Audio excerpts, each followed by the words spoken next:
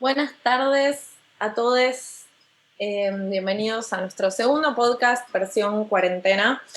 Y hoy estamos en un día súper especial, que es el 24 de marzo, que nos toca también estar a todos encerrados en esta pandemia o la reingeniería del control de los cuerpos.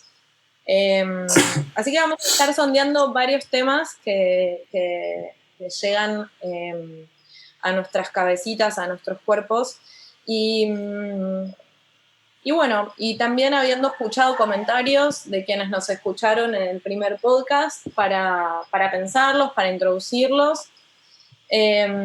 Así que bueno, una de las cosas que más nos interesa pensar es un poco el paralelismo con lo que hoy conmemoramos, ¿no? Que fue el último gobierno de facto en Argentina, una época también de toque de queda, de no poder salir con más de una persona, no hacer grandes encuentros, no hacer desarmar, digamos, potencialidades comunitarias. Por supuesto, hoy estamos en una era de la virtualidad y como hablábamos el otro día y como también nos toca reflexionar como tecnólogos y en estos últimos días en los que hemos sido bombardeados con información, vamos a empezar reflexionando por ahí, por este paralelismo entre ese pasado reciente de nuestro país, que también recordemos que fue algo regional, que no solo sucedió acá esa dictadura, sino que fue en toda Latinoamérica. Y en fin, invito también a quienes quieran sondear un poco la historia de esta última dictadura para refrescarla y para también traer a la conciencia por qué es importante seguir haciendo memoria, seguir recordándolo y qué perdimos cuando sucedió, ¿no? Que fue todo, cuáles son los alcances de lo que perdimos como sociedad, que vale la pena tomarse un momento para recordarlo y si no lo saben, para generar un acceso a esa información. Como siempre vamos a dejar también un link a la marcha virtual que hicieron las cooperativas de tecnología para que puedan también participar en esta organización colectiva en relación a recordar y a seguir marchando y a seguir protegiendo los derechos básicos y los derechos sociales que hemos ganado en estos años. Ezequiel tiene algunas cositas para compartirnos en relación a este paralelismo del que estamos hablando. Sí, bueno, hola. Nada, yo me quedé pensando en la misma Pará, no línea. nos presentamos, no nos presentamos. No, no lo quería decir, pero Yo ya ni me presenté. Yo soy Gala Lucía González Barrios, soy directora de Intercambios Transorgánicos, que es este hermoso equipo que se ve en mosaicos en este video podcast. Un poco me considero una artista, una performer, también hoy por hoy una tecnóloga, y en general todo lo que hago siempre tiene que ver con generar un impacto social y con reflejar cuestiones más bien personales en lo colectivo y en responder preguntas que se ven difíciles de responder. Así que esa soy yo. Hola a todos. Bueno, entonces si quieren me arranco presentando yo y también después introduzco el tema. Mi nombre es Ezequiel, también soy alumno de Artes Electrónicas. Entré el anteaño, a fin de año, acá a Intercambios y fui haciendo distintas cosas. Empecé programando, todavía programo cada tanto, ayudé con el C3D, después empecé a trabajar en la Fonocosa, que es un proyecto que está ahí creciendo día a día. Y nada, a veces también me toca gestionar, hacer distintas otras cosas. Y como estaba diciendo antes, me quedé muy en la de la última vez. No sé por qué, pero me está dando por ese lado del internet y de pensar y pensarnos, y pensar toda esta situación dentro de la virtualidad y empezar a reflexionar un poco sobre el espacio en sí donde se da esta virtualidad. Porque nosotros frecuentamos mucho Internet y frecuentamos un montón de aplicaciones y demás, y no siempre terminamos de entender cómo ni qué, ese, a qué da lugar esas interacciones. Eh, en un paralelismo con el día en el que estamos hoy, me puse a pensar en cómo puede ser que este espacio que nosotros vemos tan libre y que en todos lados se plantea como no sé, la anarquía total, en Internet sucede todo, nada está regulado y en realidad no es tan así y, digamos, en un montón de formas todo eso se usa en contra nuestro o puede ser usado en contra nuestra y nada, digamos, lo básico, lo que está más o menos en boca de todos, eh, es una herramienta muy fuerte para la recolección de datos. Eh, Hoy ya se sabe digamos, aquel que controla los datos controla todo. Y me llevó a pensar un poco en un texto que me costó mucho entender, pero que cuando entendí lo entendí muy rico, que es la postdata sobre las sociedades de control de Deleuze. Eh, en todo esto de cómo, eh, o sea, reflexionando siempre entre pasado, presente y futuro, cómo los datos empezaron a jugar un rol restrictivo y cómo eso está ligado también a una forma de adoctrinamiento o de, o de censura en muchos casos. Eh, una reflexión a la que llegué, por ejemplo, es que siempre o sea, el control desde el vamos siempre fue de los cuerpos y antes, y sobre todo su circulación, y por ejemplo, no sé, volviendo un poco para atrás, no sé, Segunda Guerra Mundial, si eras judío, no podías caminar por la vereda y eventualmente terminabas concentrado en un campo. Un poco después, si eras detractor de un régimen del Gulag, eh, también te mandaban, el régimen de estalinista terminabas en un Gulag. Eh, y ahora medio que todo eso se invirtió y en vez de esforzarte a acceder a ciertos lugares determinados, lo que hacen es no permitirte el acceso a esos determinados. Y siempre de la mano de una base de datos, y esa base de datos está facilitada en todos estos casos y sobre todo en la actualidad por las redes y las cosas que utilizamos.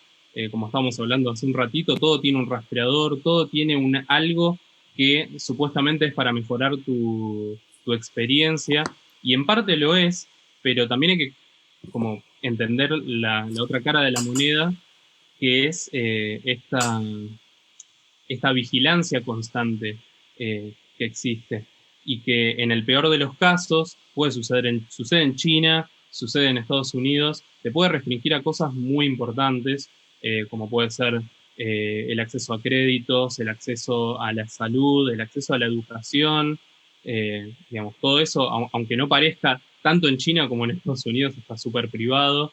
Eh, y no solamente eso, sino también a zonas residenciales, a distintos medios de transporte, aunque eso no se note tanto, y sobre todo a la cultura. Y la cultura tiene mucho de eso, eh, de generar lenguajes que dejan afuera a ciertas personas, quizás en otra clave, pero también como que me llamó la atención por ese lado.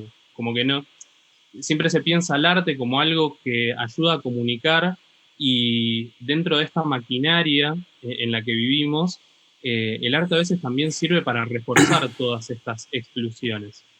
Y también, nada, esto lo abro un poco después para el debate, pero, digamos, Internet es un menester para la comunicación hoy en día.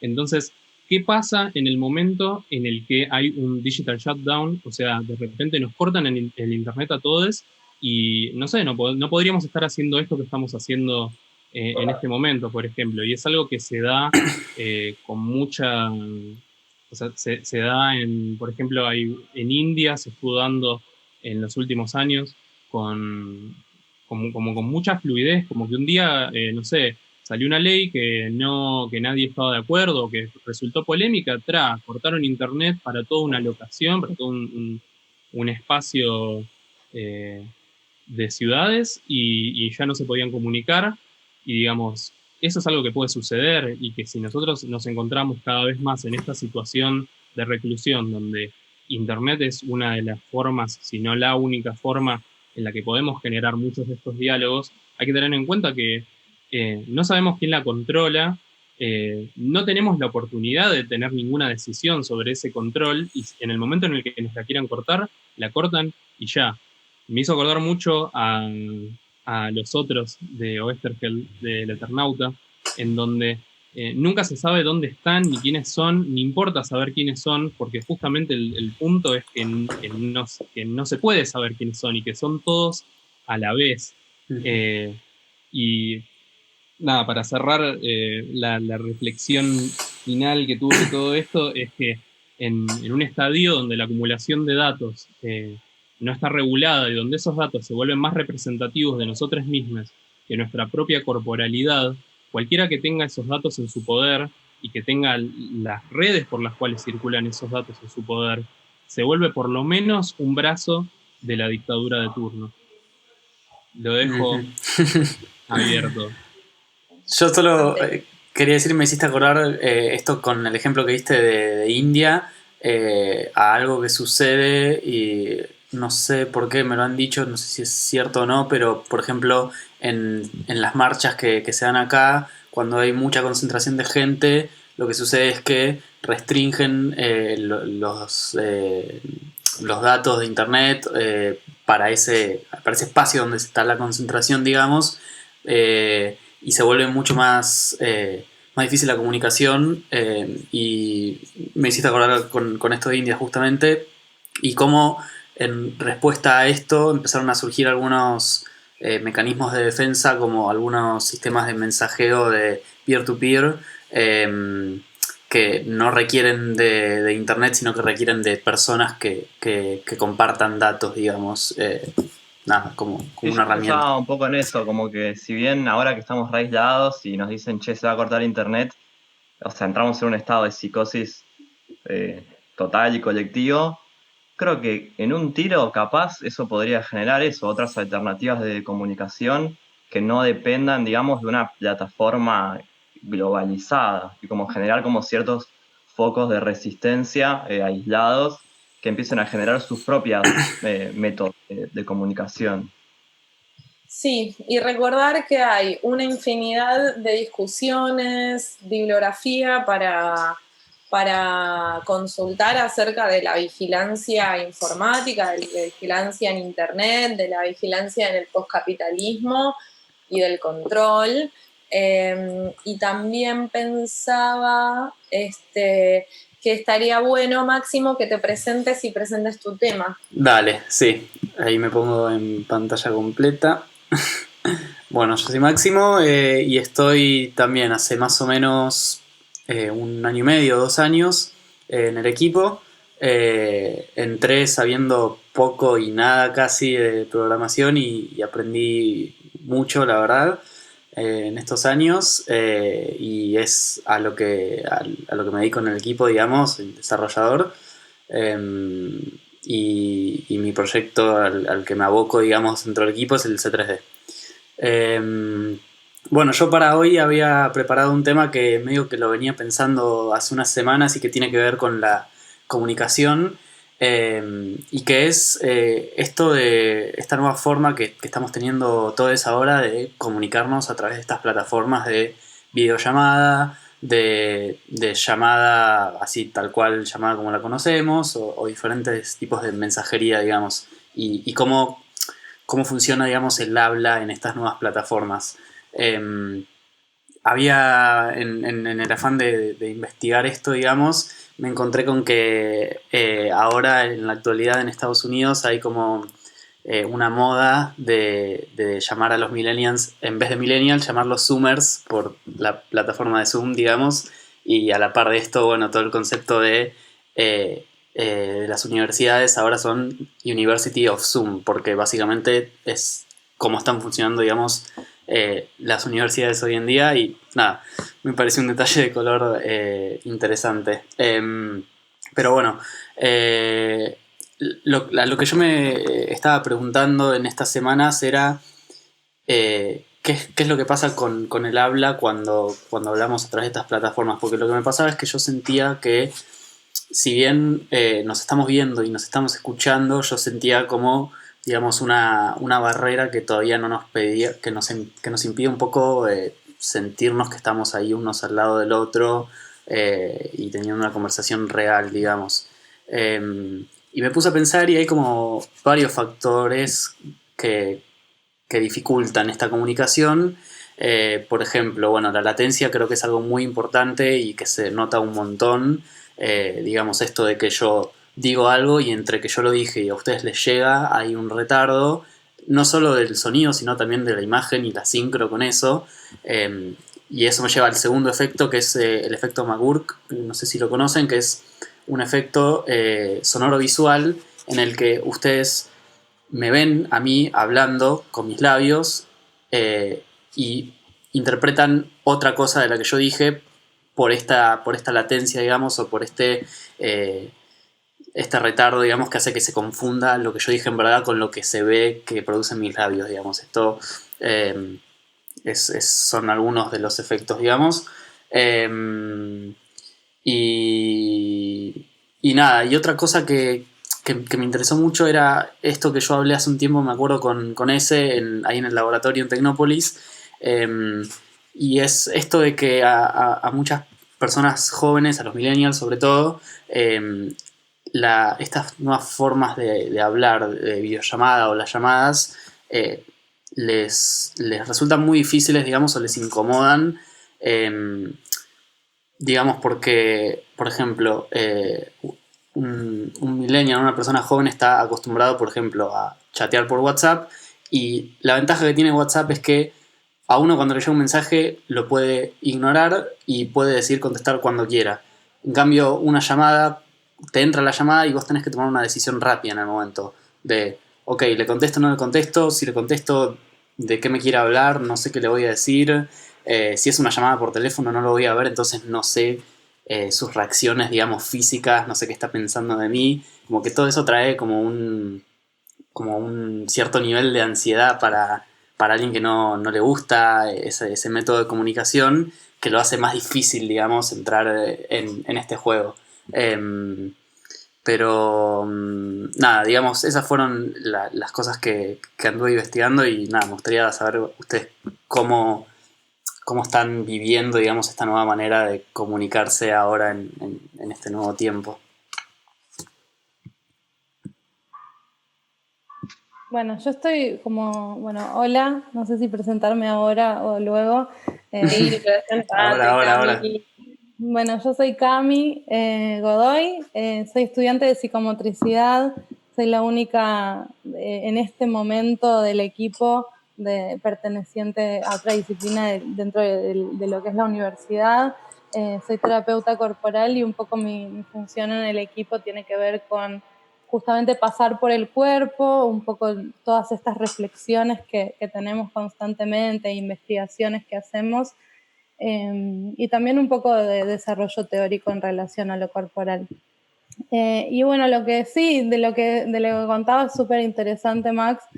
Y a mí lo que me pasa es que yo, bueno, no sé si pertenezco al grupo de millennials porque hay varias definiciones, en algunas quedo afuera, pero sí puedo decir que yo ya venía utilizando como estos medios de comunicación antes de que estuviéramos aislados, y entonces como que para mí es, como hablábamos la otra vez, una continuación, una continuidad, pero sí siento como que el influjo aumentó tanto, como la cantidad de llamadas y de videollamadas y de mensajes de WhatsApp en estos días, que siento que eso está generando en mí y en otras personas con las que lo hablé unos niveles de ansiedad un poco más altos de lo normal. Y también me pregunto, digamos, dentro de todo esto que vos mencionabas, ¿cuánto espacio le podemos dar como al aprender este nuevo modo cuando estamos tan invadidos también por estas nuevas sensaciones de incomodidad? Sí, para mí también tiene que ver algo que hablamos el podcast pasado de esa insistencia por eso, mantengamos la comunicación a toda costa y sigamos como, bueno, no nos podemos ver, ahora hacemos todo videollamada de a 45 personas Y no estoy a favor ni en contra, digamos, pero me parece algo a reflexionar. De hecho, llego a hablar un poco de un texto de Bifo Berardi, que es un filósofo y activista italiano, que ¿Quién escribió como sos? una especie...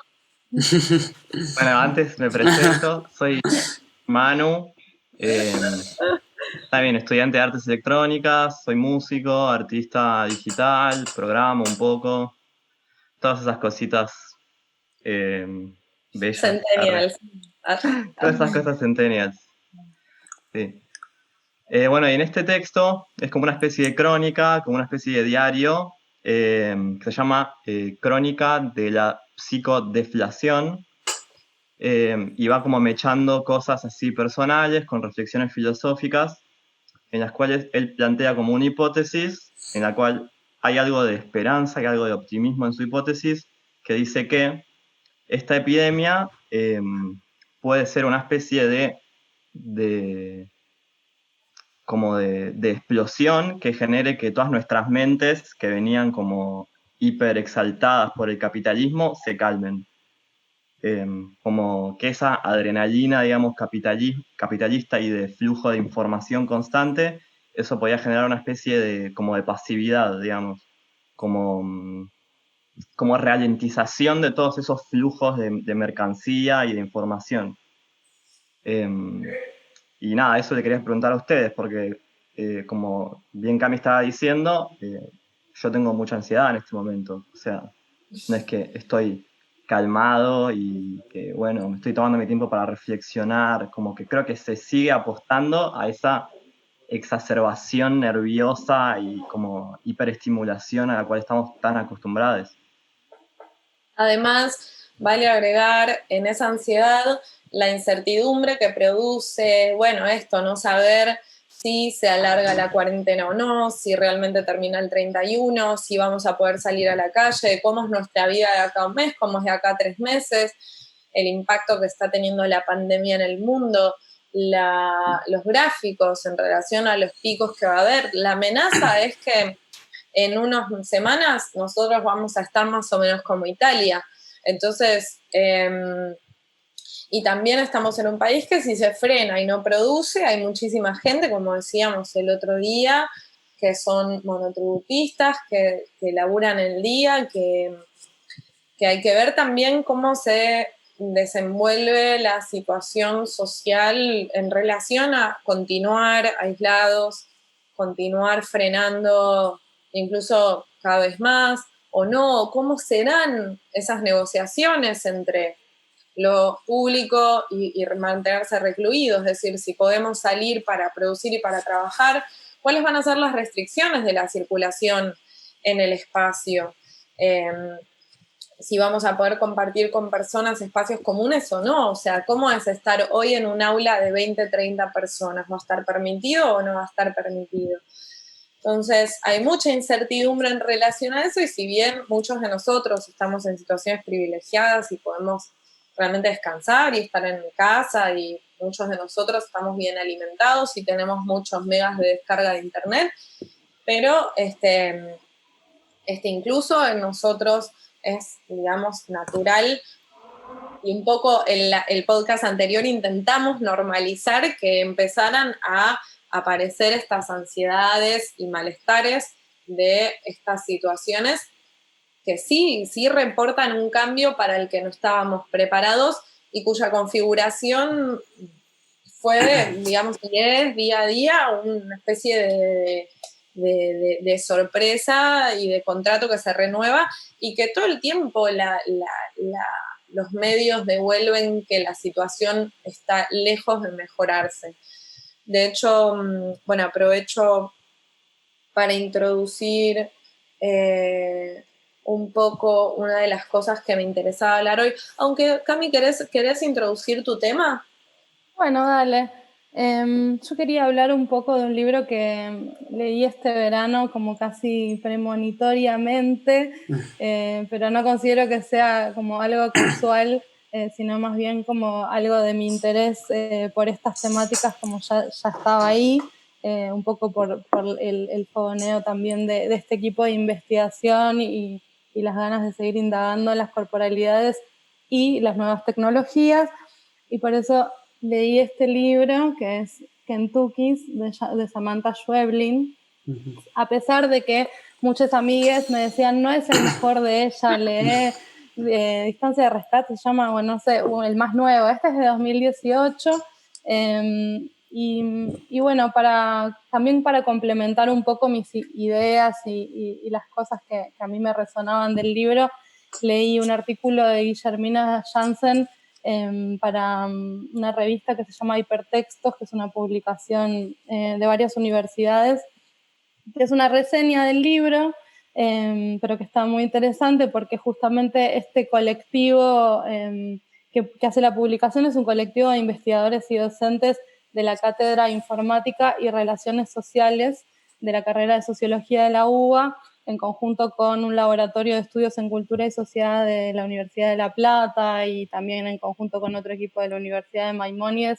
Así que vamos a estar atentos también a sus nuevas publicaciones porque seguro que van a tener mucho para decir en estos días. Y bueno, en Kentucky, digamos, sí, tratando de no spoilear demasiado, pues yo detesto que me spoileen, pero un poquito de spoiler alert viene. En Kentucky, digamos, los Kentucky son unos aparatos que son como una tecnología digital que median las relaciones humanas y que son compradas, digamos, en un negocio por una persona, y a la vez ese mismo Kentucky se conecta a distancia con una persona que es la que controla, digamos, ese dispositivo. Entonces, esas dos personas que pueden estar en dos lugares diferentes del mundo, que no se conocen, están conectadas, una teniendo en su casa un peluche que tiene unas camaritas y la otra persona está en la otra punta pudiendo controlar este dispositivo sin poder hablar ni chatear. Entonces, un poco algo que me recordaba en estos días, me venían todo el tiempo imágenes del libro, la verdad, con estas nuevas realidades que estamos viviendo.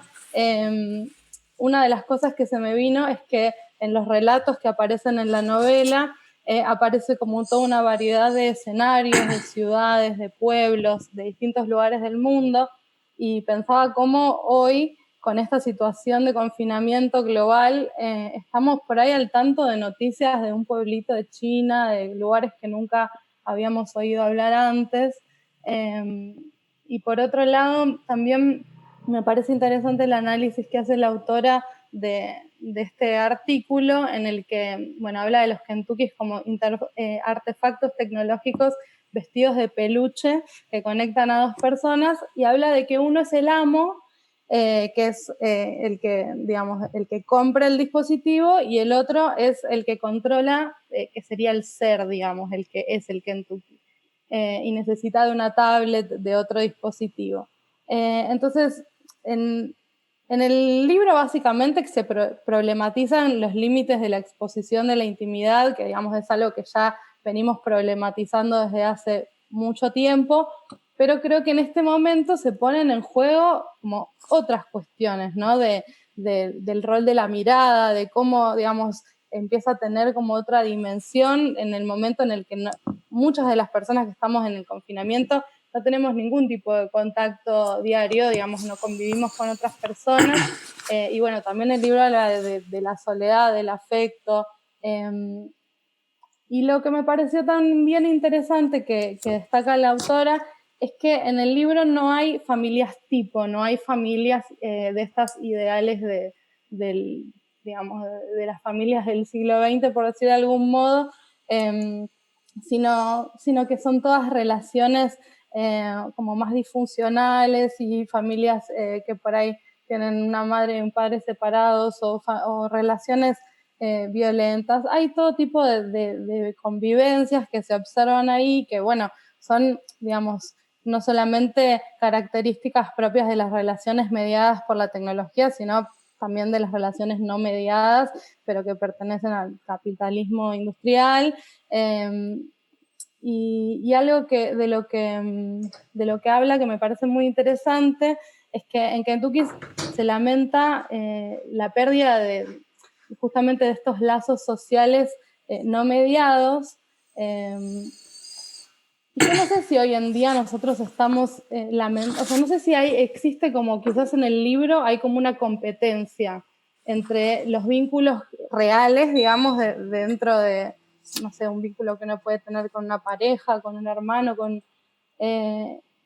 hay como una competencia con el vínculo que uno puede tener con un Kentucky, que no sé, por ahí hoy en día lo podríamos pensar, ¿no? Como, no sé, una persona en su casa conectada con su Instagram, con sus redes, con su Tinder, con lo que sea que se conecte, si eso podría llegar a estar compitiendo con los vínculos que tenemos con las personas con las que nos conectamos cuerpo a cuerpo, o si quizás como hay algo que se está mezclando y que se está como habiendo como una línea más borrosa entre lo que son unas y otras relaciones.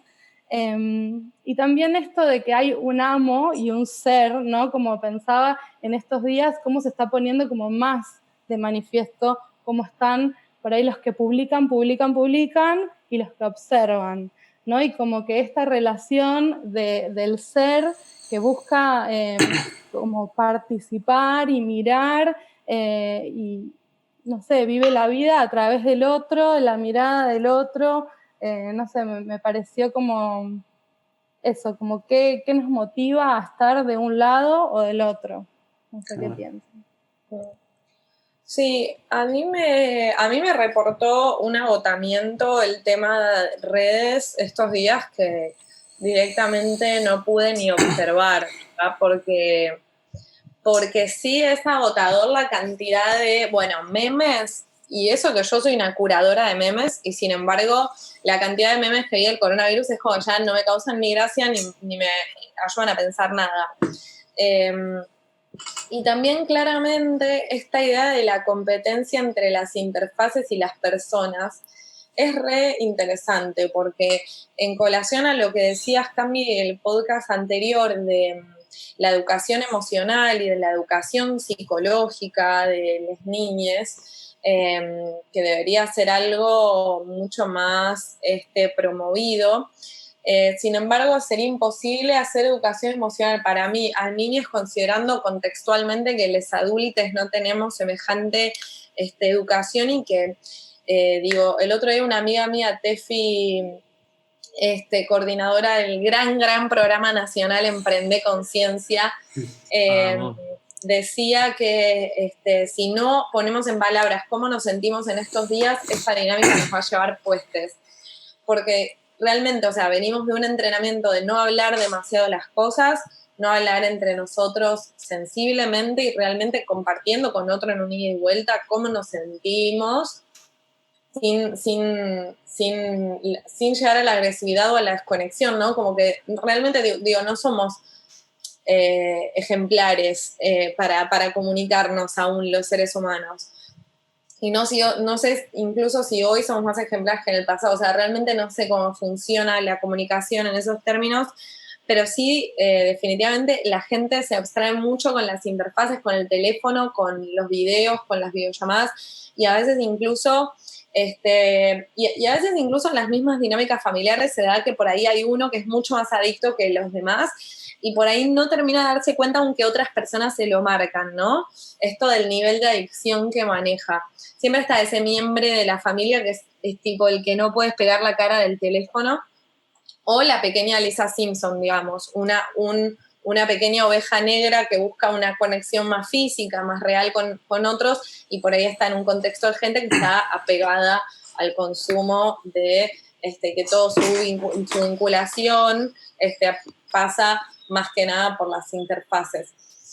Sí, está bueno lo que decís, Gal, porque, por ejemplo, yo charlando con colegas y ya profesionales de la psicomotricidad, lo que suelen enunciar en relación a, digamos, más allá de que no hacen exactamente algo que es educación emocional, sino educación psicomotriz o psicomotricidad, tanto en el aula como en la clínica, lo que suelen comentar es que el tema es a trabajar con las familias, con las madres, con los padres, y como vos decís, es muy difícil, por más que uno pueda trabajar con una niña y un niño si hay como toda una familia detrás, como con quizás no accediendo a sus terapias o a su análisis, es muy complicado el laburo con las niñas. Absolutamente, eso es una clave en el trabajo de niños, ¿no? Saber que siempre que estamos trabajando con una niña, necesariamente estamos trabajando también con la familia, y esto lo sabemos desde la docencia, tanto como desde las terapias.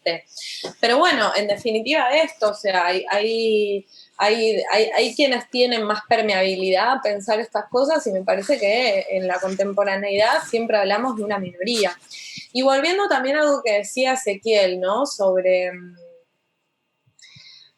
esto de que en lo contemporáneo también se me fue. Yo agrego una cosita nada más con respecto a esto último, que igual está bueno saber que más allá de que no haya en una familia un adulto que pueda responder como justamente, como decís vos, con esa educación o con esa... Ya me acordé. O con esas posibilidades, guardátelo un segundo. Igualmente está bueno también saber que dentro de la docencia, así como dentro de la psicomotricidad y de otras terapias, está la posibilidad justamente y la necesidad de que haya un otro para ese niño que pueda cumplir ese rol que a veces no puede cumplir la persona. Totalmente.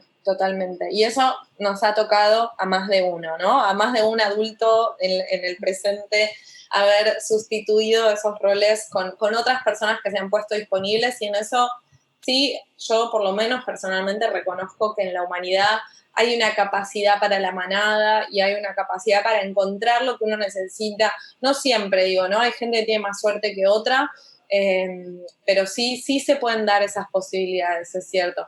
Y sobre lo que decía Ezequiel, tiene que ver con esto de que fue una pregunta hoy que me hice bastante, y que es un poco el tema del que me gustaría hablar, que es el rol de los artistas o les artistes en todo este quilombito hermoso en el que estamos todos metidos. Y que, bueno, como bien decía Ezequiel, el arte no necesariamente es algo popular.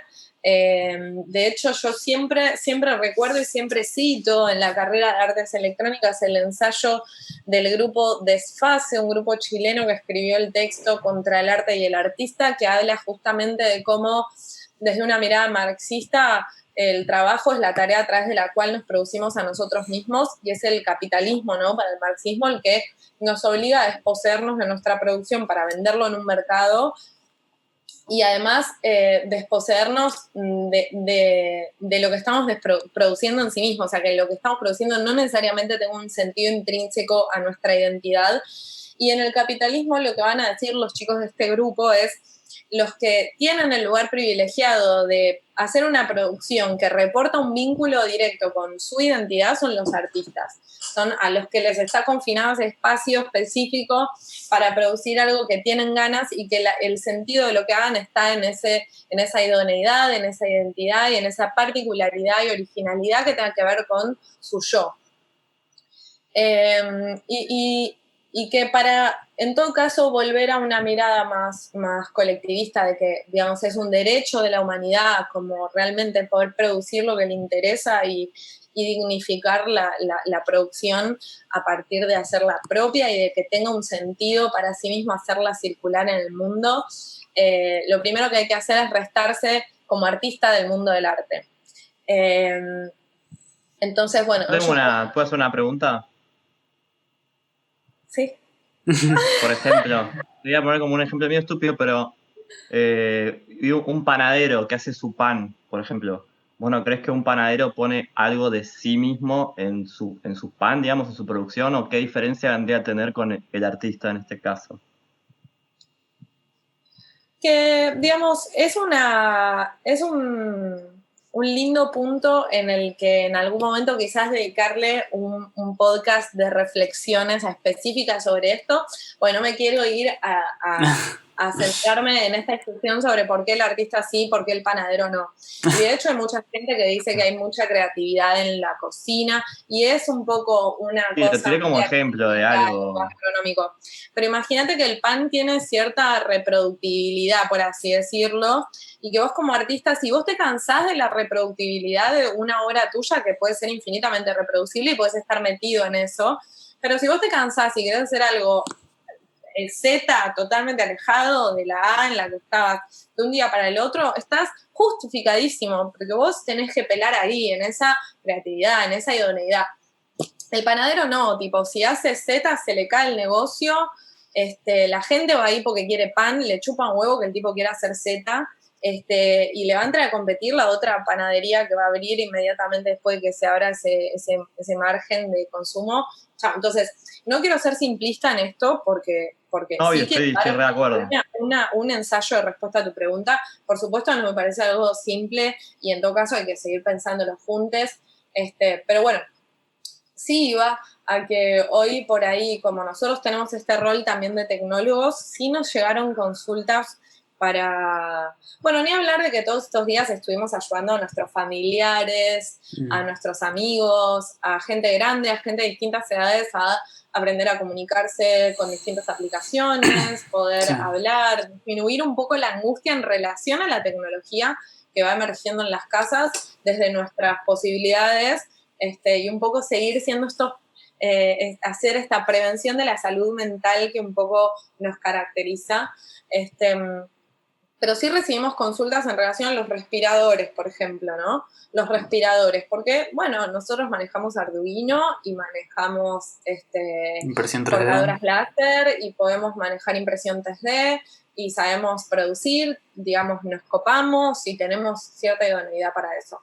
Pero es muy loco ser convocados a sanar algo como mejorar algo del hueco productivo que hay en nuestro país desde nuestras casas y de una forma totalmente amateur, aficionada, cuando estamos hablando de equipamiento médico que ni más ni menos tiene que asistir la vida de personas. Y cómo es esa vorágine por el hacer desesperado que siempre corre detrás de una tecnología en particular. Yo recién estaba viendo los diseños industriales de estas máscaras de acetatos que se están haciendo, que en los hospitales lo están haciendo también con las radiografías. Y lo que descubro es que la pieza que está diseñada en la impresora 3D para imprimir en 3D, es reemplazable con cosas que la gente por ahí tenga a mano. Incluso hay otros diseños que se pueden hacer con cosas que la gente tenga a mano. Entonces, es raro cómo siempre vamos corriendo atrás de una tecnología que parece que va a dar respuesta a una crisis sanitaria que todavía no está acá y que definitivamente no son las empresas de distribución de filamentos para impresiones 3D las que pueden dar una respuesta a un sistema sanitario, un sistema productivo a nivel país. O sea, la idea sola de que todos los pibes que tienen impresora 3D van a remontar la productividad del país me parece extraña. Lo que sí me parece que es importantísimo en nuestra sociedad y que a mí me da mucho amor es la necesidad de colaborar de algún modo, la necesidad de organizarse de algún modo, la necesidad de ser de ayuda, la necesidad de decir, che, se nos viene la noche, allá están re mal, ¿cómo puedo hacer? ¿Cómo puedo vincular gente? Mucha gente está haciendo eso, por ahí no se animan a meterse a desarrollar un producto técnico de alto rango, o sea, un producto médico, pero por ahí sí labura conectando gente que sí tiene la formación necesaria o que están atentos. Y hoy a la tarde tuvimos una reunión con Vicky Papagni, Seba Tedesco, Iris Saladino, que son grandes amigas nuestras, y pensábamos también eso, o sea, más allá del hacer inmediato que aparece, ¿cuál es el rol del artista y, digamos, cómo es ese ayudar, digamos? ¿Por qué se piensa el artista en este egoísmo que no puede hacer nada? o bueno, que somos buenos comunicando. Y no es lo mismo un artista que un diseñador gráfico que pueda, como que son diferentes las expertices, y en esto hay que empezar a reconstruir la idea de los artistas más jóvenes, que por ahí ya no nos identificamos con un museo y con una obra acabada, sino con un modo de pensar, de conceptualizar, y de generar ideas, ¿no? Entonces, Sebastián decía algo que yo no se lo aclaré en este momento, pero está muy vinculado a algo que decía Zizek, sobre que muchas veces uno se mete en un partido político y milita durante años haciendo un gran esfuerzo y pone muchísima energía y pone muchísimo tiempo y no pasa nada. No pasa nada.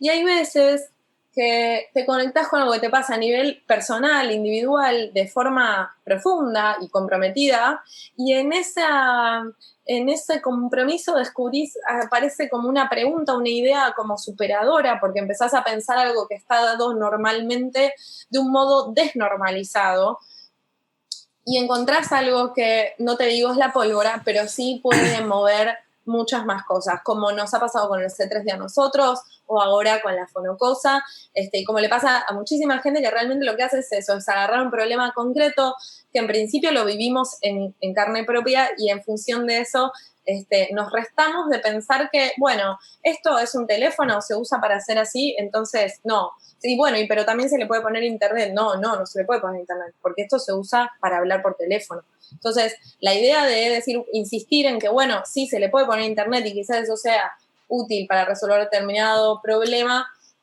puede devenir en soluciones o diseños o proyecciones productivas, constitutivas y game changers, ¿no? Lo que se dice, esas invenciones o ideas que cambian algunas reglas del juego.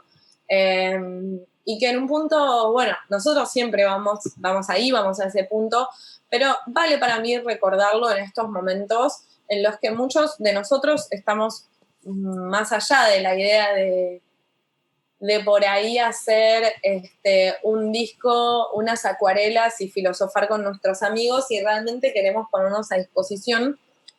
Y creo que es ni en el egoísmo de estar constantemente recorriendo nuestras técnicas favoritas de producción artística, ni en la desesperación de ponernos a prueba con todas las cosas que sabemos hacer para ayudar al desabastecimiento que puede aparecer. Que en cuyo caso, digo, si el Estado dijera, bueno, estamos en crisis, y que el técnico de más bajo, hasta el técnico de más bajo rango se ponga a hacer por favor respiradores, bueno, ok, pero digo, no hemos sido llamados, no hay tal crisis todavía, no se reporta. Entonces, o sea, ¿podemos los artistas pararnos en un medio un poco más tranquilo y darnos un tiempo para hacernos algunas preguntitas en relación a lo que está sucediendo? Yo, si querés, puedo acotar un pensamiento que tuve, que se fue formando a medida que estábamos hablando recién, y un poco, no sé, por lo menos a mí me genera una especie de respuesta respecto de esto, de la tarea, de cuál puede ser la tarea de un artista en estos momentos. Y yo creo que justamente la que a nivel global no se está cumpliendo, porque todos están pensando el arte como eso, en términos de reproductibilidad, de, ok, yo tengo como artista una marca que necesito, o sea, que es mi momento, o sea, ahora la gente necesita entretenimiento y yo tengo que empezar a sacar material y empezar a hacer cosas porque es el momento en el que la gente me va a ver, y a mí me parece que es justamente todo lo contrario lo que nosotros tenemos que hacer. O sea, si realmente queremos generar un cambio positivo en la sociedad, ahora tenemos la herramienta para justamente eso, para ayudar quizás, o digamos, si nosotros ya transcurrimos una parte de ese camino, guiar a las personas hacia, o por lo menos, o sea, puede no ser una persona que está del otro lado del mundo, puede ser tu compañero de cuarto, puede ser tus padres, como ayudar a través de la técnica que sea a acercarnos y acercar a la población estas preguntas y acercarlos a una situación compartida de estamos todos frente a estas preguntas en este momento. Yo creo que esa es la función que deberíamos estar cumpliendo y que no la estamos cumpliendo y que el arte para mí no la cumple hace bastante tiempo en lo general y como medio, digamos así, de reproducción de ideas y de formatos. El formato del arte no lo está reproduciendo y es por eso que a mí me parece que, trayendo a colación el tema de los memes son extremadamente relevantes ahora, porque es el único punto en el cual, o sea, siendo un lenguaje compartido por todas las personas, o por lo menos por todas las personas que tienen acceso a los medios digitales, es un lenguaje compartido que te permite canalizar lo que vivís en el día a día. O sea, el meme es por definición una catarsis, es una catarsis que evoluciona en este mismo lenguaje. Entonces, hoy en día es muchísimo más productivo, es muchísimo más artístico, diría, tener tu propia página de memes y generar memes con los que la gente pueda compartir y que pueda modificar día a día, que no sé, armar una escultura o algo que la puedan ver 50 personas, que se enteren que esa escultura va a estar en ese lugar ese día y que después la encierren en la casa de alguien o en algún depósito de alguien que la compró, vaya a saber por cuántos años hasta que te mueras y tengas una retrospectiva si te va así de bien. Como que esa es por lo menos la reflexión a la que me llevó toda esta charla. Y yo también a nivel personal como que dejaría de pensar en los artistas o les artistas como una especie de campo, digamos, homogéneo de posibilidades y pensar más como en la particularidad de qué es lo que hace cada uno y cómo puede aportar o no, digamos, pero pensar en eso, en la diferencia. No todas las disciplinas son iguales, todos hacemos cosas distintas, nos gusta crear y pensar cosas distintas. Entonces, en ese sentido, no creo que exista como una función ulterior para el artista o la artista, sino pensar en eso, más en pequeñas cosas o en pequeños mundos, en mundos distintos que crea cada uno, digamos, como pensar eso, la multiplicidad y apertura de disciplinas y también el cruce. Hoy hablábamos del cobre que es un material muy antibacterial, ¿no? Entonces el cobre, al contacto con el cobre, el virus se rompe, se hace mierda y se destruye, fin. Así que es una cosa directa, bastante inmediata, y pensábamos, bueno, está bueno, todo el mundo tiene cobre en la casa, está dentro de los cables, digamos, pero a la vez adentro de los cables es en un formato que quizás no sirve tanto, y tiene una contra, que es conductivo, es muy conductivo, por algo están los cables. Viaja, nomás te digo, la electricidad. Pero, ¿qué onda esto de crear aislamientos para cosas de uso cotidiano, por ejemplo, con cobre? ¿Cómo es hacerse la pregunta en el contexto más personal, en la situación más personal, cuáles son emergencias que podrían aparecer y cuáles son posibles respuestas que podríamos pensar que estén desasociadas de la cadena de respuestas más taxativas o más inmediatas, ¿no? Como respuestas inmediatas a, bueno, esto se hace con esto. En un mundo que está desabastecido, en un país que está desconectado y que no tiene industria interna, ¿cómo vamos a hacer para pensar creativamente determinadas soluciones? Para mí los artistas no solo son micromundos en términos creativos, sino que, y quizás acá está la deuda más grande, Ezequiel, según como vos lo planteás, y yo lo traspolo y lo pongo de otro modo, es en sostener preguntas en términos de hoy necesidades. ¿Cuáles son las necesidades que emergen? Desde lo más intangible, que es el exceso de ansiedad por los metros a los que estamos recluidos, o incluso cosas que podríamos llegar a tener que resolver como desinfectantes o respiradores o alimentación en un momento de desabastecimiento. O sea, ¿cuáles podrían ser tácticas posibles desde nuestra capacidad de conceptualización? O sea, realmente si el rol del arte es simplemente la creatividad o embellecer el mundo, me equivoqué de carrera. Para mí también, además de esa cuestión de experiencia filosófica de algo que tiene, de la estética del arte, ¿no? Como de la experiencia, hay algo todavía anterior que es la pregunta y ir trabajando la pregunta con respuestas posibles y sin embargo no casarte con ninguna y estar en un experimento que te permita en una determinada cantidad de tiempo quizás ensayar soluciones que pocos científicos pueden permitirse ensayar y de ese modo resolver problemáticas específicas para las que la ciencia pareciera no tener respuestas, porque si bien la ciencia ha logrado poner satélites a orbitar en el planeta, el Hospital del Cruce en Florencio Varela, que es uno de los hospitales de alta complejidad más maravillosos de la región latinoamericana, que fue, creo que, el primer hospital nacional en hacer trasplantes en simultáneo, de trasplantar varios órganos en un cuerpo a la vez, entre otras cosas, o sea, son maravillosos en términos de cirugía, trabajan con poblaciones súper vulneradas y como es un hospital público que da grandes respuestas en términos de salud, y esto lo digo porque es de lo que sé, pero podrían ser otros ejemplos, tienen que, cuando terminan las operaciones y demás, tienen que dar de alta a los pacientes rápido, porque como es público también tiene que haber mucha circulación de pacientes. Y muchos de los pacientes todavía no están decanulados, muchos de los pacientes todavía necesitan un proceso de rehabilitación fuerte.